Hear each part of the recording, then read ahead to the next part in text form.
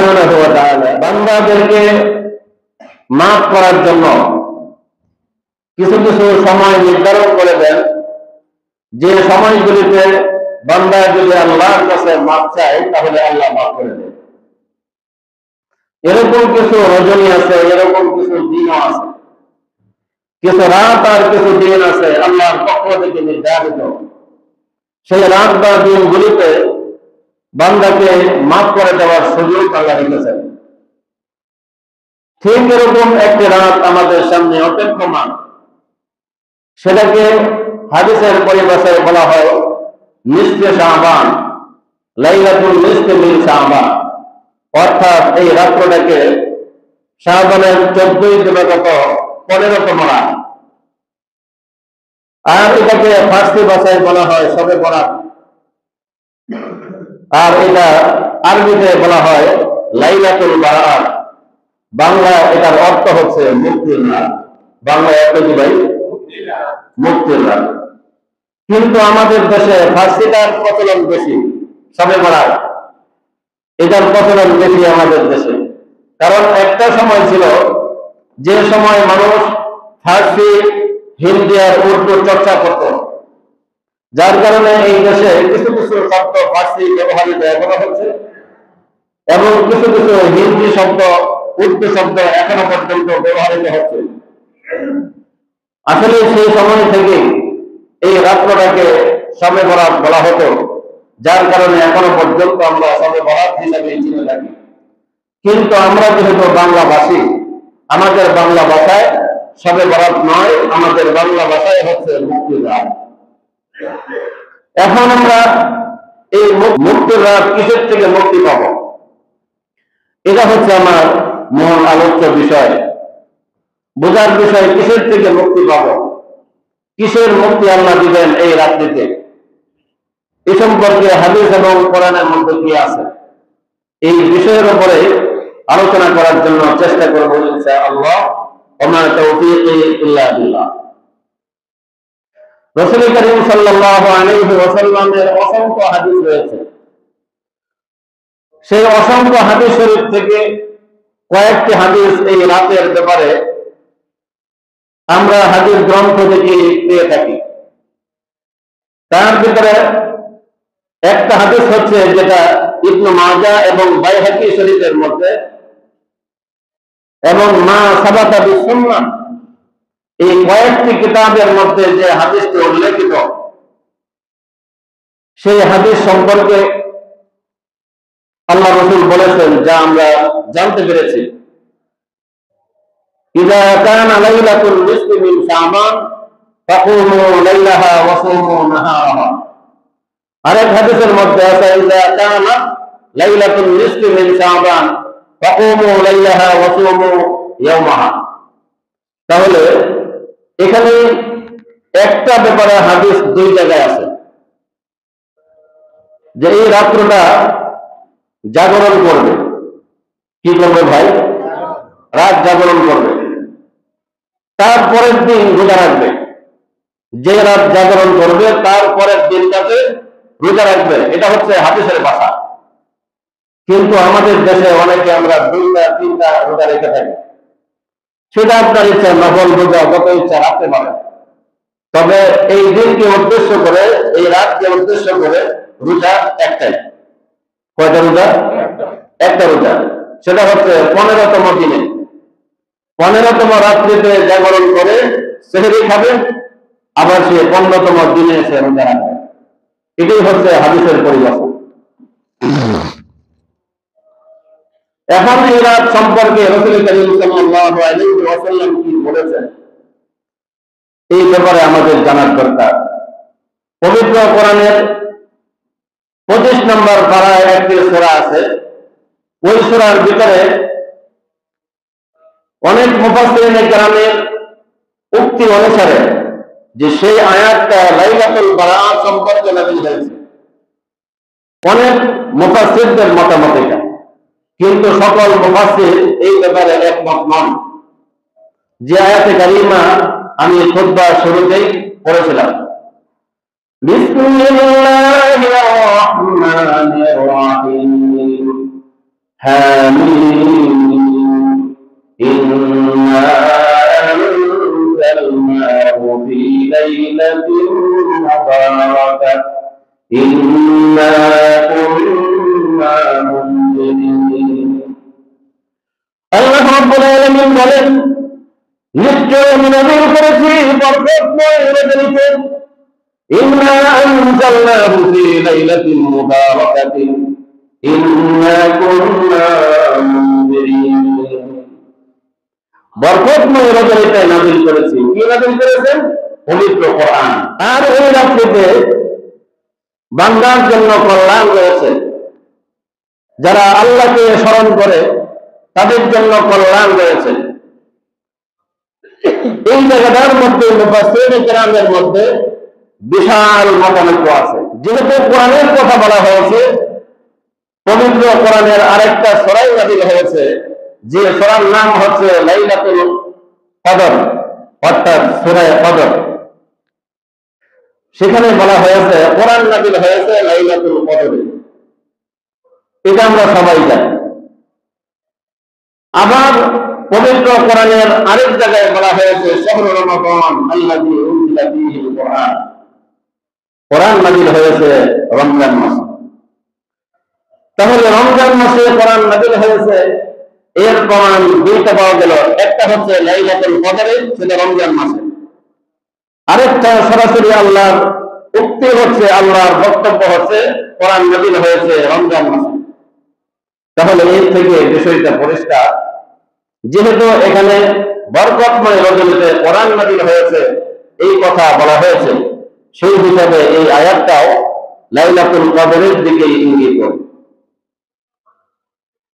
কিন্তু অনেক মুফাসসিরিনে কেরাম যুগ শ্রেষ্ঠ আলেম ছিলেন ভারত উপমহাদেশের ভিতরে সবচেয়ে বড় পণ্ডিত সবচেয়ে বড় আলেম এবং বুজুর্গ আশরাফ আলী থানভী রাহমাতুল্লাহি আলাইহি তিনি তার বয়ানুল কোরআন এই তাফসীরের মধ্যে এই আয়াতকে লাইলাতুল বারাতের দিকে ইঙ্গিত করেছেন তো যাই হোক এটা লাইলাতুল বারাতের দিকে ইঙ্গিত করার যে যুক্তি আছে সেটা হচ্ছে যারা আল্লাহকে স্মরণ করে তাদের জন্য কল্যাণ রয়েছে এখন যারা রাত্রে জাগরণ করবে তারা কাকে স্মরণ করবে আল্লাহকেই স্মরণ করবে তাহলে এটার সাথে এটা মিল আছে যারা আল্লাহকে স্মরণ করে তাদের জন্য কল্যাণ রয়েছে আল্লাহকে স্মরণ তো তারাই করবে যারা এই লাইলাতুল বারাতে জাগরণ করবে তো যাই হোক আমাদের মূল বিষয়বস্তু হচ্ছে এটা বোঝা যে লাইলাতুল বারাত আসলে আছে না নাই কারণ আমাদের দেশে এক শ্রেণীর আলেমরা বলতেছে লাইলাতুল বারাত শবে বরাত সম্পর্কে কোনো হাদিসই নেই তাদের কাছে কোনো হাদিস নাই এটা এক শ্রেণীর আলেম বলছেন কিন্তু আমাদের কাছে হাদিস আছে যে হাদিসগুলো সহিহ ছয়খানা কিতাব সহিহ কয়খানা কিতাব সহিহ ছয়খানা কিতাবের এক কিতাবের ভিতরে এই হাদিস উল্লেখ রয়েছে যে হাদিস আছে আল্লাহ রাসূল বলেছেন আর এই শাবান মাস সম্পর্কে শুধু একটা হাদিস নয় অন্তত 7 থেকে 9টা হাদিস আছে কিন্তু তারা এতগুলো হাদিস গ্রন্থের ভিতরে এতগুলো হাদিস থাকতেও তাদের চোখে পড়েনি যে এই লাইলাতুল বারাত সম্পর্কে কোনো হাদিস নেই বরং তারা এটাই বলে এই ব্যাপারে কোনো হাদিস নেই তো যাই হোক আল্লাহ পাক তাদেরকে সহিহ বুঝদান করেন সবাই বলে আমিন লাইলাতুল নিসফি মিন শাবান ফাকুমু লাইলাহা ওয়া সুমু নাহারাহা এই রাত্রিতে জাগরণ করবে আর পরের দিন রোজা রাখবে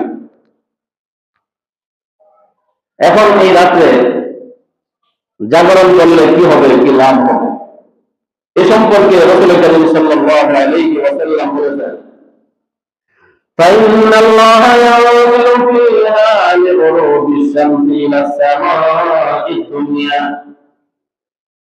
আল্লাহ সুবহানাহু ওয়া তাআলা দুনিয়ার সূর্য যখন অস্ত চলে যায় সন্ধ্যা যখন হয়ে যায় আল্লাহ পাক দুনিয়ার যে আসমান আছে আমরা দুনিয়ার জমিন থেকে যে আসমানটা দেখতে পাই, সেই আসমানের ভিতরে চলে আসেন বলুন সুবহানাল্লাহ। আর ওই জায়গার মধ্যে এসে স্বয়ং আল্লাহ বলতে থেকে কে আছো তুমি? গুনাহ করতে করতে মাথা থেকে পাতা পর্যন্ত পুরা শরীর তুমি ভরে ফেলেছ। এমন গুনাহ তুমি করেছ যে গুনার কথা বলে তুমি কারো কাছে বলতে পারো না। এমন গুনাহ তুমি করেছ, গুনাহ যদি ওজন করা হয় তাহলে কি পরিমাণ ওজন হবে সেটাও তুমি জানো না। এত পরিমাণ গুনাহ করেছ, পাহাড় পরিমাণ গুনাহ করে ফেলেছ। এত পরিমাণ গুনাহ তুমি করেছ, সমুদ্রের ফেনা পর্যন্ত গুনাহ করে ফেলেছ। এত গুনাহ তোমার। এরকম কোন গুনাহগার যদি তুমি থাকো, তাহলে আজকের এই রাত্রিতে তোমাকে মাফ করে দেওয়ার জন্য আমি প্রথম আসমানে এসেছি বলুন সুবহানাল্লাহ। এই কথাটা স্বয়ং আল্লাহ সুবহানাহু তার রাসূলকে বলেছেন, আর রাসূল আমাদেরকে বলেছেন যে প্রথম আসমানে চলে আসেন, বান্দাকে ডাকতে থাকেন যে কে গুনাহগার আছে তার গুনাহ মাফ করে দেওয়া হবে। তাহলে আমরা তো পাচ্ছি যে আল্লাহ পাক এই রাত্রিতে প্রথম আসমানে আসেন বান্দাকে মাফ করার জন্য।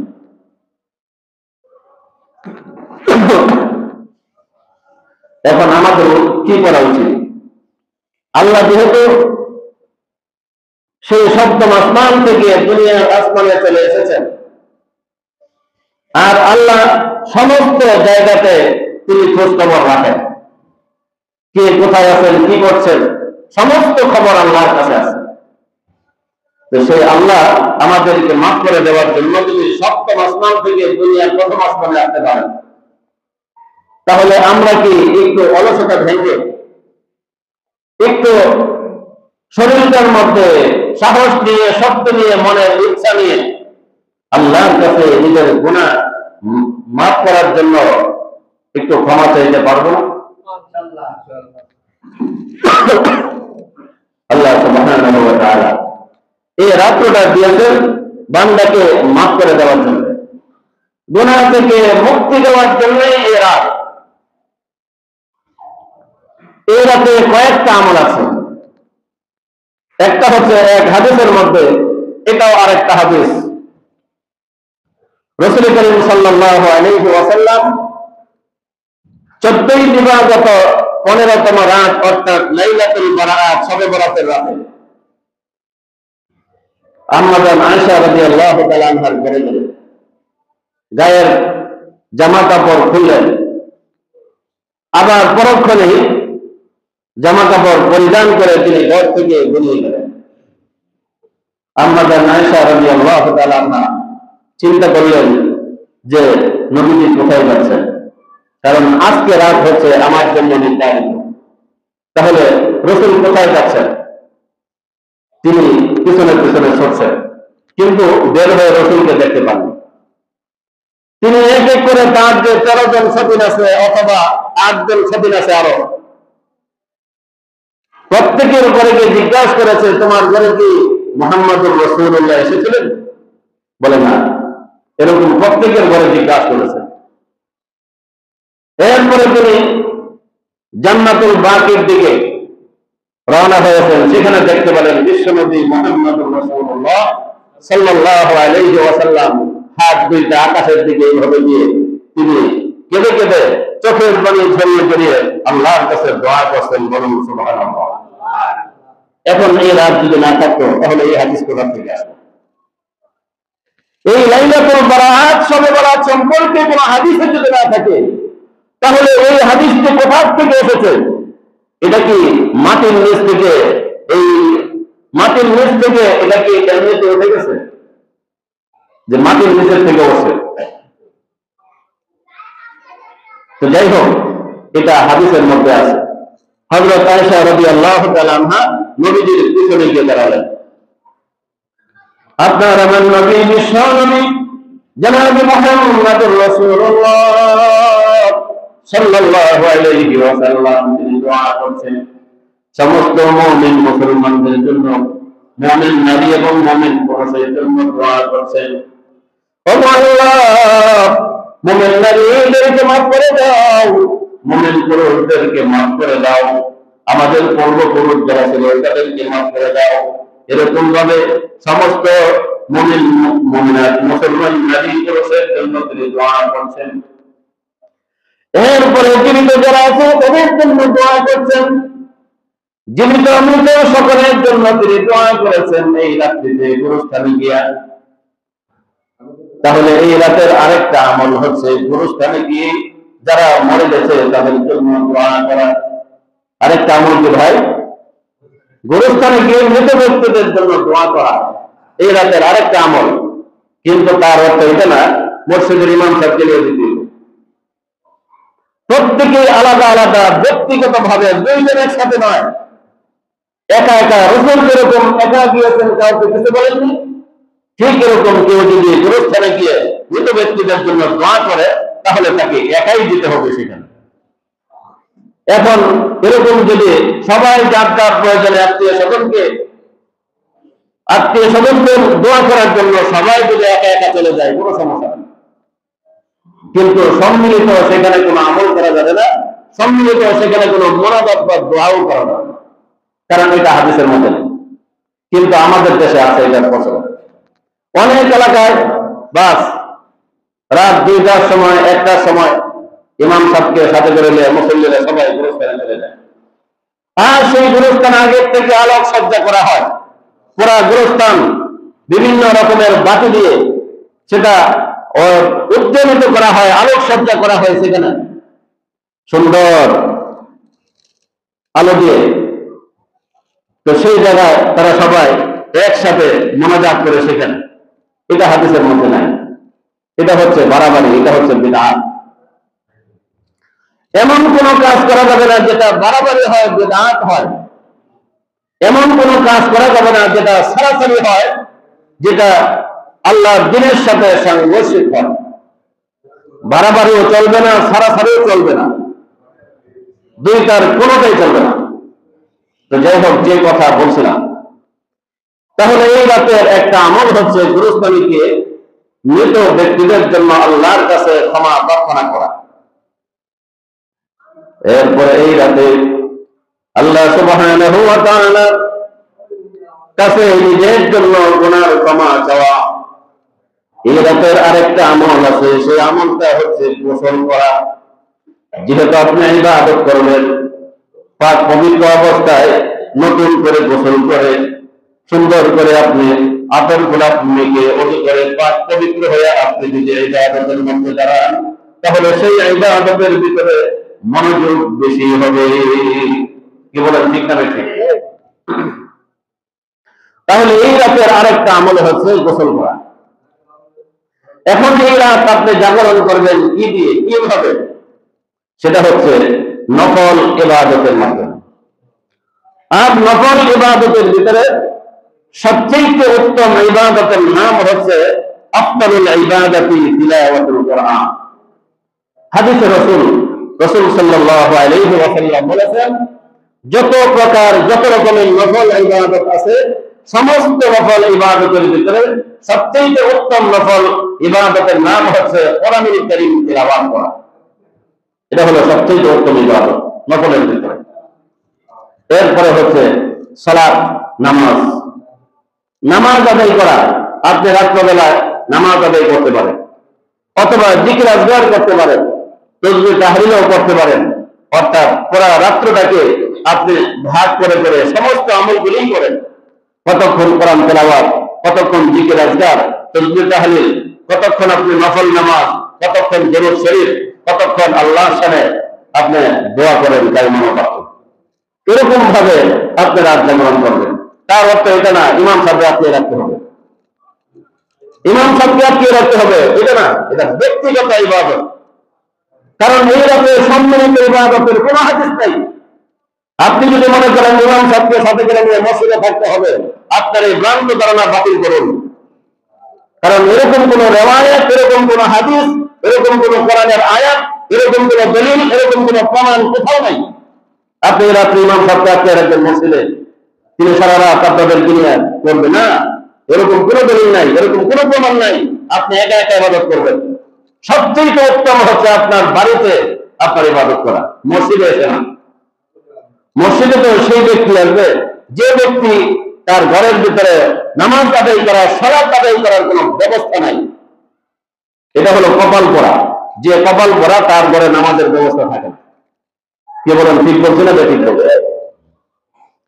অথচ রাসূল করিম সাল্লাল্লাহু আলাইহি ওয়াসাল্লাম বলেছেন যে তোমরা ঘরগুলিকে কবর বানায় না, ঘরগুলির কবর বানায় না। কেন বলছেন? কবরে কি মানুষ সিজদা দেয় নাকি? কি বলেন, কবরে কি নামাজ পড়া যায়?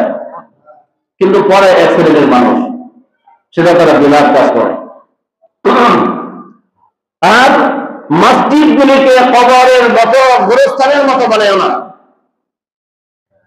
কারণ গোরস্থানে যেরকম সিজদা দেওয়া যায় না, নামাজ আদায় করা যায় না, মসজিদ গুলি এরকম বানায় না যে মসজিদে যাইবে না, মসজিদ বানায় রেখে দিছ সেখানে সিজদা দেওয়ার জন্য যাও না, এরকম যেন না হয়।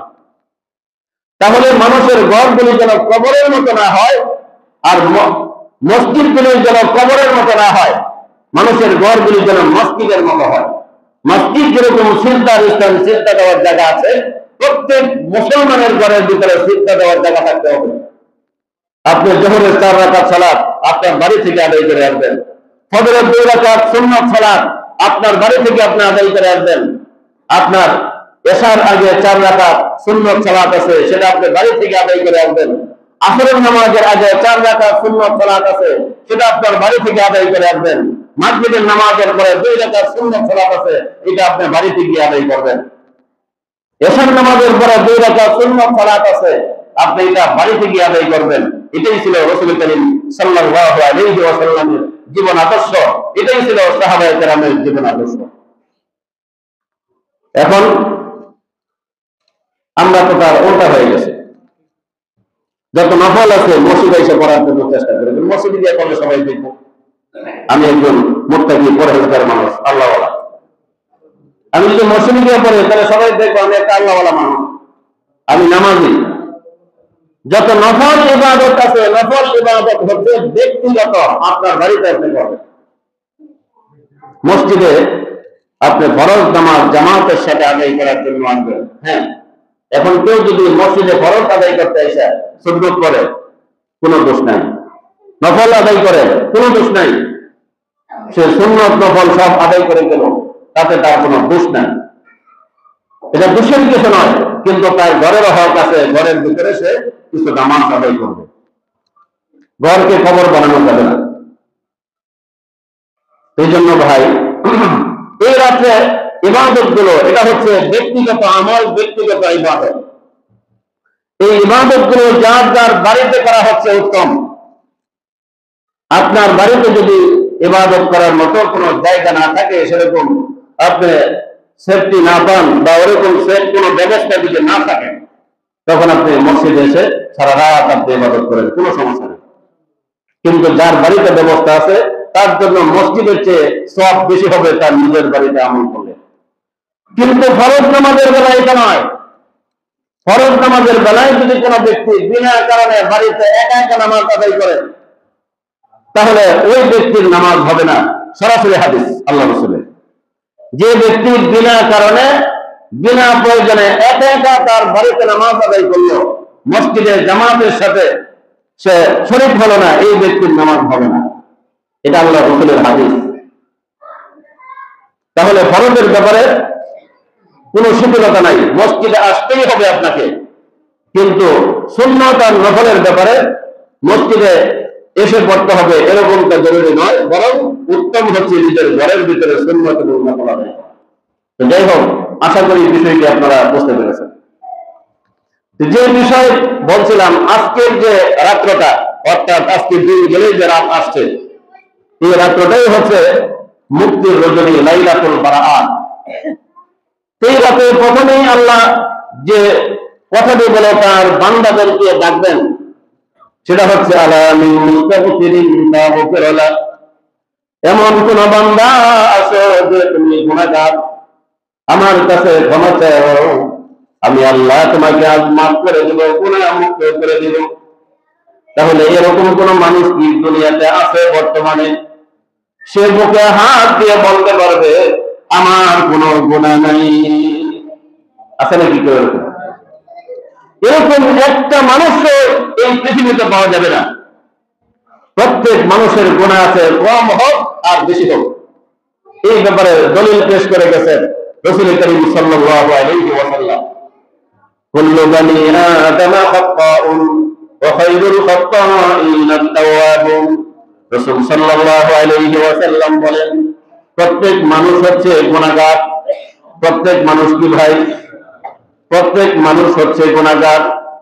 ওয়া খায়রুল খাত্তাইন আত-তাওয়াবুন, ওই ব্যক্তি হলো আল্লাহর কাছে উত্তম ব্যক্তি যে ব্যক্তি গুনার জন্য আল্লাহর কাছে তওবা করে। গুনাহ আছে ঠিক, কিন্তু সে আল্লাহর কাছে তওবা করে, তার গুনাহকে মাফ করিয়ে দিয়েছে, সে ব্যক্তি হচ্ছে উত্তম। আর আল্লাহর কাছে তওবা করলে আল্লাহ তো মাফ করে দিবে, সেটা তো বলে দিয়েছেন। এই ব্যাপারে রাসূল করিম সাল্লাল্লাহু আলাইহি ওয়াসাল্লাম হাদিসে পাকের মধ্যে বলেন,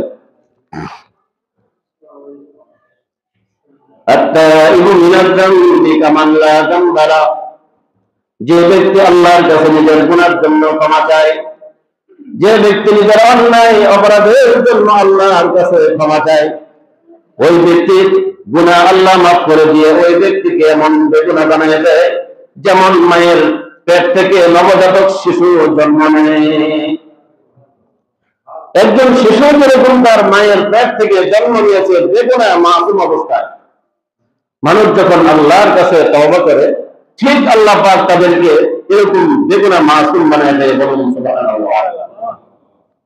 তাহলে সেই সুযোগ হচ্ছে লাইলাতুল বারাআত, আজকে যে রাত আসতেছে সেই রাতে। এই সুযোগটা আমাদের অবশ্যই গ্রহণ করা উচিত, যেহেতু কম বেশি গুনাহ আমার আছে। আল্লাহর কাছ থেকে আজকের এই সুযোগ গ্রহণ করে মাফ করিয়ে দিতে হবে। কিন্তু কয়েক শ্রেণীর মানুষকে আল্লাহ মাফ করবেন না।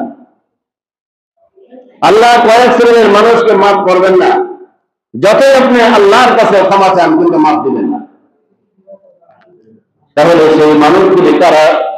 যাদেরকে আল্লাহ পাক তওবা এই রাতে আল্লাহর কাছে ক্ষমা চাইবে কিন্তু আল্লাহ মাফ করবে না, সেই মানুষগুলি কারা? সেই মানুষের ভিতরে এক নম্বর হচ্ছে ইন্নাশ শিরকা লাযুল মুনামিন, যারা শিরকের মতো মহা অন্যায় কাজ করেছে, আল্লাহর সাথে শিরক করেছে, আল্লাহর সমপর্যায়ে কাউকে মনে করেছে, আল্লাহর মতো ক্ষমতাবান কাউকে মনে করেছে, অথবা আল্লাহকে তারা অন্য কারো সামনে সিজদা দিয়েছে। যেমন মাজারিরা মাজারে গিয়ে সিজদা দেয়, কবর পূজারীরা কবরে গিয়ে সিজদা দেয়, এরা অবশ্যই শিরক করে। একমাত্র সিজদা দেওয়ার অধিকার হলো আল্লাহর। আল্লাহর পায়ের সামনে আপনি সিজদা দিতে পারবেন, অন্য কারো সামনে সিজদা দেওয়া যাবে না। কারণ কোন মানুষকে সম্মান করার জন্য সিজদা দেওয়া যায় না। জীবিত মানুষের সামনেও সিজদা দেওয়া যায় না, মৃত মানুষের সামনেও সিজদা দেওয়া যায় না। এটা হলো শিরক। এরকম শিরক আরো অনেক আছে, যারা আল্লাহর মতো আরো কাউকে ক্ষমতাবান মনে করে, আল্লাহ সমপর্যায়ে মনে করে। অথচ আল্লাহ জানাই দিয়েছেন, ওয়ালাম ইয়াকুল লাহু কুফুয়ান আহাদ, আল্লাহ সমান কেউ নাই, আল্লাহ সমকক্ষ কেউ নাই। আল্লাহ হলেন সবচেয়ে ক্ষমতাধর, সবচেয়ে বেশি ক্ষমতাওয়ালা হচ্ছেন তিনি, তার সমান কেউ নেই। এরপরে যারা আল্লাহ সমকক্ষ কাউকে বানায়, কাউকে মনে করে, এটার নাম হচ্ছে শিরক। এরকম শিরক যারা করবে তাদেরকে আল্লাহ মাফ করবেন না। এরপরে শিরক নয়, অন্য কোনো কিছু করেছে। আল্লাহ সুবহানাহু ওয়া তাআলা সূরা আহকাফের 15 নম্বর আয়াতে জানাই দিয়েছেন, ওয়াসাইনাল ইনসানা বিওয়ালিদাইহি ইহসানান হামালাতহু উম্মুহু কুরহা ওয়া ওয়াদাআতহু কুরহা ওয়া হামলুহু ওয়া ফিসালুহু 30 শাহরা। আল্লাহ জানাই দিয়েছেন, হে দুনিয়ার মানুষ, তোমরা তোমাদের মা এবং বাবার সাথে খারাপ আচরণ করো না, তাদের সঙ্গে দুর্ব্যবহার করো না। তোমার মাতা পিতার সাথে কখনোই খারাপ ব্যবহার করো না, তাদের মনে কষ্ট আসে এরকম কোন ব্যবহার তাদের সঙ্গে করো না। কি কারণে করবে না? আল্লাহ সুবহানাহু ওয়া তাআলা বলেন, হামালাতহু উম্মুহু কুরহা ওয়া ওয়াদাআতুহু কুরহা, তোমাকে পেটে ধারণ করেছিল তোমার মা অতি কষ্টের সাথে, অত্যন্ত কষ্ট হয়েছিল তখন। এমন কষ্ট হয়েছিল, এই কষ্ট যদি কোনো পুরুষকে আল্লাহ পাক দিতেন তাহলে বাচ্চা হওয়ার পরে ওই বাচ্চা তাকে জিদ্দের চোটে লাথি দিয়েছে কোথাও ফেলে দিত, অথবা মাটির নিচে পুঁতে রাখতো, অথবা সে গলা টিপে মেরে ফেলতো। তুই পেটের মধ্যে এত গুতাগুতি করছিলি, এত যন্ত্রণা তুই আমাকে দিয়েছিলি, কিন্তু না না, আপনার আমার মা এমন কাজটি করেনি। জন্ম হওয়ার পরে মা 10 মাস পর্যন্ত এত কষ্ট করলেন সন্তানকে পেটে নিয়ে, ঠিক মতো খেতে পারে নাই, ঠিক মতো ঘুমাতে পারে নাই, ঠিক মতো রাস্তাঘাটে চলাফেরা করতে পারে নাই। এরপরেও কিন্তু মা সেই কষ্টটাকে কষ্ট মনে না করে ধৈর্য ধারণ করেছেন 10 মাস। এরপরে আবার তাকে ভূমিষ্ঠ করতে গিয়ে, তাকে ডেলিভারি করতে গিয়ে অনেক কষ্ট করেছিলেন সেই মা। ওয়াহামালাতহু উম্মুহু কুরহা, তোমাকে ডেলিভারি করতে গিয়ে, ভূমিষ্ঠ করতে গিয়ে অনেক কষ্ট করেছিলেন তোমার মা। শুধু এটাই নয়, ওয়াহামলুহু ওয়া ফিসালুহু 30 শাহরা, কতদিন তোমার মা তোমার জন্য বেশি কষ্ট করেছিলেন? 30 মাস। কয় মাস ভাই? 30 মাস তোমার জন্য তোমার মা বেশি কষ্ট করেছিলেন। পেটের ভিতরে ছিল 10 মাস, আর 20 মাস তোমাকে দুগ্ধ পান করায়া এই 30 মাস পর্যন্ত তোমার জন্য তোমার মা তোমাকে কষ্ট করেছেন, বেশি কষ্টটা করেছেন। এই যে কষ্ট করার কারণে এই মাকে কষ্ট দেওয়া যাবে না, এই বাবাকে কষ্ট দেওয়া যাবে না।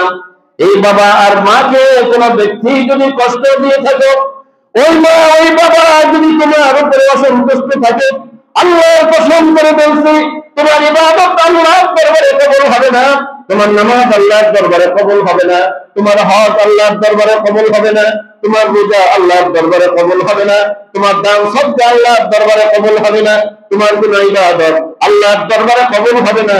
কাল হাসরের কঠিন ময়দানে জান্নাত তো দূরের কথা, জাহান্নামের নিকৃষ্ট জায়গায় যেতে হবে।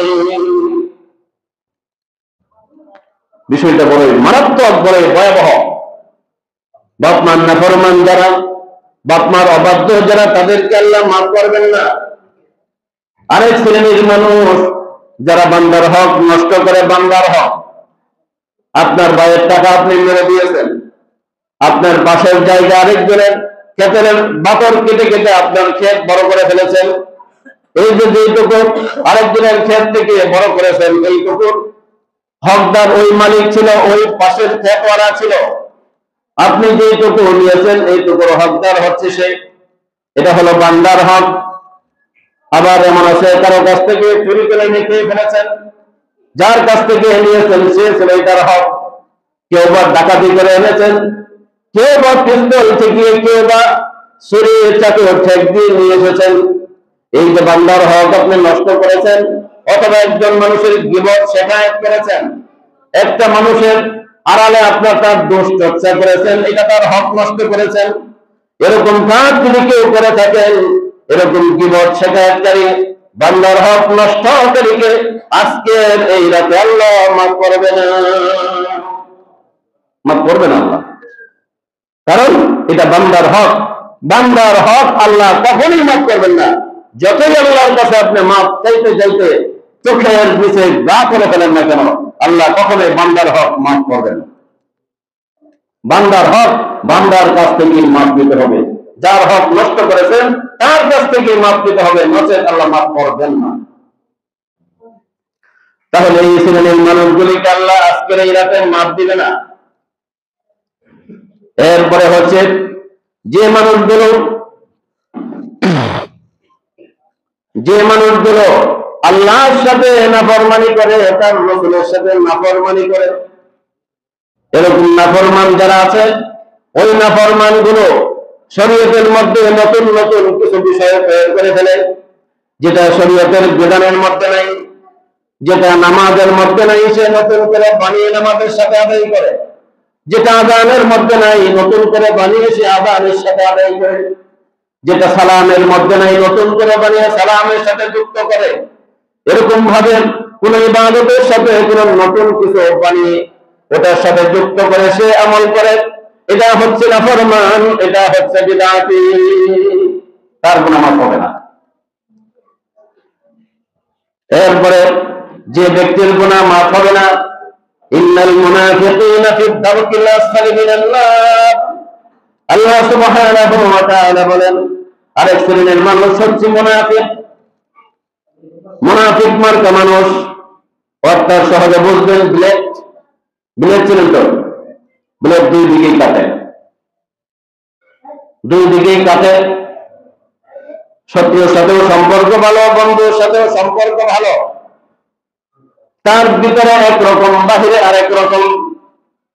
মসজিদে আসলে একরকম, একেবারে সুফি হয়ে যায়, আল্লাহ ওয়ালা হয়ে যায়। মসজিদ থেকে বের হয়ে যাওয়ার পরে তার মতো খারাপ আর কেউ নেই। সে সবসময় জবানের খেলাপ করে, ওয়াদার খেলাপ করে, সে সবসময় মিথ্যা কথা বলে, মিথ্যার আশ্রয় নেই। এরকম মানুষ যারা আছে, মিথ্যা কথা বলে, ওয়াদার খেলাপ করে, এরকম ব্যক্তিরা হচ্ছে মুনাফিক। আর এই মুনাফিকের স্থান হচ্ছে ইন্নাল মুনাফিকিনা ফি দারকিল আসফালি মিনান নার। আল্লাহ সুবহানাহু ওয়া তাআলা বলেন মুনাফিকের স্থান হচ্ছে জাহান্নামের ভিতরে সবচেয়ে নিকৃষ্ট জায়গা যেটা, সেই নিকৃষ্ট জায়গাতে মুনাফিকের স্থান। চিন্তা করেছেন? মুনাফিক। এই জন্য এই কয়েক শ্রেণীর মানুষকে আল্লাহ মাফ করবেন না, আর বাকিদেরকে আল্লাহ মাফ করে দিবেন। মুনাফিকের মাপ নাই, শিরকওয়ালার মাপ নাই, বাপ মার অবাধ্য সন্তানের কোনো মাপ নাই, আল্লাহর সাথে নাফরমান ওই ব্যক্তির কোনো মাপ নাই। এই ব্যক্তিদের কোনো মাপ নাই আল্লাহর কাছে। কারণ এই ব্যক্তিরা যতক্ষণ পর্যন্ত বান্দার হক নষ্টকারী বান্দার কাছ থেকে মাপ না নিবে, সে মাপ পাবে না। শিরক করেওয়ালা যতক্ষণ নতুন করে আল্লাহর উপর ঈমান না আনবে, এতক্ষণ আল্লাহ তাকে মাফ করবেন না। এরপরে নাফরমান ব্যক্তি যতক্ষণ না তার নাফরমানি ছেড়ে দিবে, সে বিদআত ছেড়ে দিবে, ততক্ষণ আল্লাহ তাকে মাফ করবেন না। মুনাফিক যতক্ষণ সে মুনাফিকি ছেড়ে না দিবে, এতক্ষণ আল্লাহ তাকে মাফ করবেন না। তাহলে কয়েক শ্রেণীর মানুষ আল্লাহর কাছে মাফ পাবে না। সারারাত কান্নাকাটি করেও আল্লাহর কাছ থেকে সে মাফ নিতে পারবে না। তো যাই হোক, আল্লাহ সুবহানাহু ওয়া তাআলা তিনি আমাদেরকে এমন একটা সুযোগ দিয়েছেন আজকের এই রাতে, আমরা আমাদের নিজেদের যে কোনো রকমের গুনাহ আছে আল্লাহর কাছ থেকে ক্ষমা চেয়ে সেই গুনাহগুলো থেকে মুক্ত হওয়ার জন্য চেষ্টা করবো ইনশাআল্লাহ। আল্লাহ পাক আমাদের সবাইকে সেই তৌফিক দান করেন। সকলেই বলি আমিন।